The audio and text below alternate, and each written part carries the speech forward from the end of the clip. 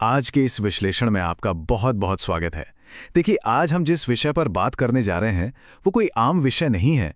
हम प्रातः मुरली 27 मई 2026 नामक एक बेहद गूढ़ और दिलचस्प आध्यात्मिक पाठ के रहस्यों को डिकोड करने वाले हैं। इसमें आत्मा की एक लंबी यात्रा, समय के पूरे चक्र और सबसे बड़ी बात, समय पर जीत कैसे हासिल की जाए, इसके बारे में बताया गया है। ये असल में दुनिया और हमारे खुद के अस्तित्व को देखने का एक बिल्कुल ही अलग नजरिया है। तो चलिए बिना किसी देरी के सीधे इस गहराई में उतरते हैं।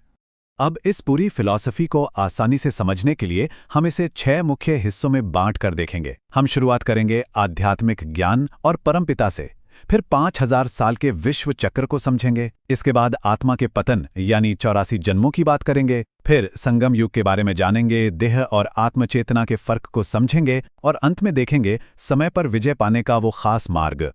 तो चलिए पहले हिस्से से शुरू करते हैं, आध्यात्मिक ज्ञान और परमपिता। देखिए, इस पाठ में सबसे पहले एक बहुत ही बुनियादी फर्क समझाया गया है। यहाँ जिस रूहानी ज्ञान या आध्यात्मिक ज्ञान की बात हो रही है, वो ऐसा ज्ञान नहीं है जो किसी इंसान ने बैठकर अपनी बुद्धि से लिखा हो। बिल्कुल नहीं। पाठ के अनुसार ये एकदम विशुद्ध ज्ञान है जो सिर्फ और सिर्फ परमपिता परमात्मा यानी सर्वोच्च सत्ता द्वारा ही दिया जाता है। ये इंसानी किताबों या शास्त्रों की समझ से परे है। एक तरह से ये इंसान को मुक्त करने वाली असली चाबी है। और यहाँ पर एक और बहुत दिलचस्प तुलना की गई है। जरा सोचिए, हमारे लौकिक बाप यानी इस दुनिया के पिता हमें क्या दे सकते हैं? ज्यादा से ज्यादा संपत्ति, पैसा या कुछ भौतिक चीजें, है ना, जिनकी एक सीमा है। लेकिन दूसरी तरफ हैं पारलौकिक बाप यानी वो सर्वोच्च सत्ता। पाठ कहता है कि वो जो आध्यात्मिक विरासत देते हैं वो असीमित है, इतनी असीमित कि वो 21 जन्मों तक साथ चलती है।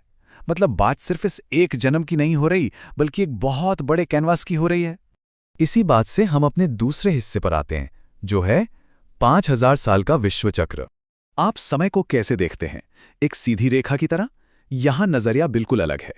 यहाँ समय एक चक्र है जो हर 5000 साल में खुद को दोहराता है। इस चक्र की शुरुआत होती है स्वर्णिम युग यानी सतयुग से, जो 16 कला संपूर्ण है, एकदम परफेक्ट।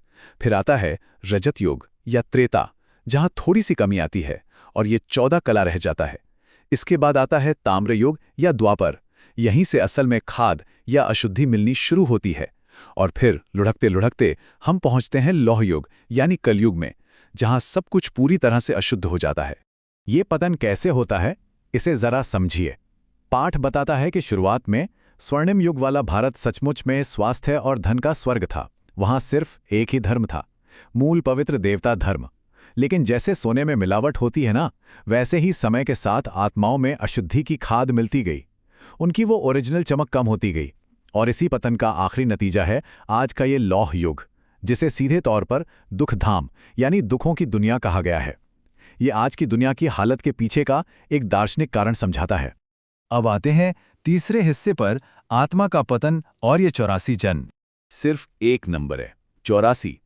ये दर्शन बहुत ही साफ शब्दों में कहता है कि इस पूरे 5000 साल के चक्र में एक आत्मा ज्यादा से ज्यादा 84 बार जन्म लेती है, बस। और होता क्या है कि हर बार जब आत्मा एक शरीर छोड़कर नया शरीर लेती है तो उसकी वो आध्यात्मिक बैटरी थोड़ी और डिस्चार्ज हो जाती है, उसकी पवित्रता कम होती जाती है। ये 84 का नंबर आत्मा के एकदम टॉप पर होने से लेकर उसके सबसे निचले स्तर तक पहुंचने की पूरी कहानी बयां करता है। तो फिर इसका अंत क्या है? ये हमें चौथे हिस्से की तरफ ले जाता है, संगम युग, विनाश और स्थापना। अब यहां सबसे अहम बात आती है, हम अभी कहां हैं? पाठ के अनुसार हम लौह युग के बिल्कुल अंत में हैं, जहां बुद्धि पत्थर जैसी हो गई है और ये पुरानी दुनिया विनाश की कगार पर है। लेकिन ठीक इसके बाद नया स्वर्णिम युग शुरू होना है। तो इन दोनों के बीच का जो ये बहुत ही छोटा सा लेकिन सबसे जरूरी समय है, इसे संगम युग कहा गया है। यही वो टाइम है जब सर्वोच्च सत्ता खुद आकर ये ज्ञान देती है। एक तरफ पुरानी भ्रष्ट दुनिया का विनाश हो रहा होता है और दूसरी तरफ नए स्वर्ग की नींव रखी जा रही होती है। ये एक जबरदस्त ट्रांजिशन पीरियड है। अब सवाल ये है कि इस नई दुनिया में जाने के लिए हमें क्या बदलना होगा।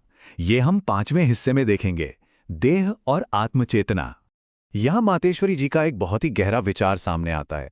हम अक्सर मानते हैं ना कि ईश्वर सर्वव्यापी है, हर जगह है, हर चीज में है। मातेश्वरी जी इस धारणा को एक बहुत ही लॉजिकल सवाल से चुनौती देती हैं।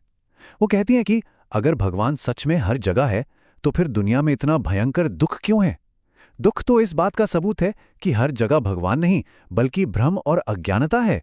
यह सच में एक ऐसा पॉइंट है जो सोचने पर मजबूर कर देता है ना। तो अगर भगवान हर जगह नहीं है और हम ये शरीर भी नहीं है, तो फिर हम हैं क्या? इस देह अभिमान को तोड़ने के लिए पाठ एक बहुत ही खूबसूरत विजुअलाइजेशन देता है।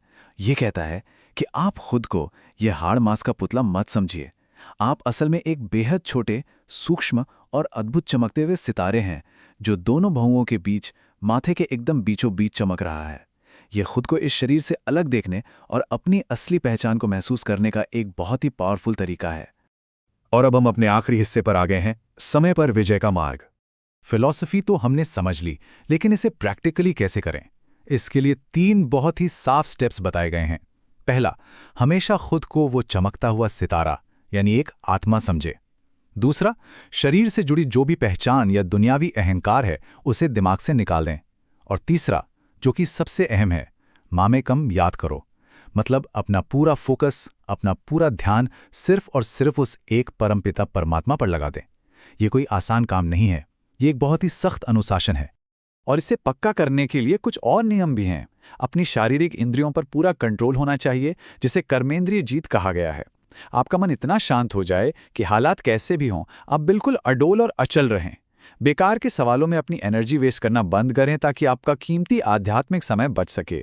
और अंत में एक मंत्र दिया गया है, मना मना भव, यानी अपने मन को पूरी तरह से ईश्वर में लगा दो।